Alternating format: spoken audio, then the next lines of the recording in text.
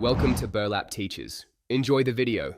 In this video, I will show how to make porridge in Zojirushi rice cooker, updated. Start by rinsing 1 cup of rice and draining, then add 5 cups of water for a creamy texture, or 6 cups for a looser porridge.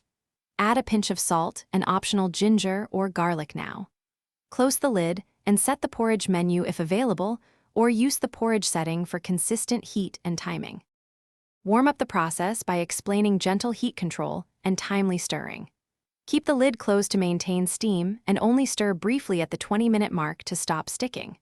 If you want creaminess, add 1 cup of milk or coconut milk in the last 10 minutes and stir gently. Taste and season with salt, soy sauce, or a splash of sesame oil before serving to bring out flavors. Let me guide you through simple flavor swaps that transform plain porridge into a meal. For savory porridge, stir in shredded chicken, a dash of soy sauce, and chopped scallions at the end. For a sweet bowl, mix in cinnamon, honey, and fresh fruit before serving. Garnish every bowl with contrasting textures like toasted seeds or crispy shallots to elevate the eating experience and make each Thanks for watching. Consider subscribing if this video helped you.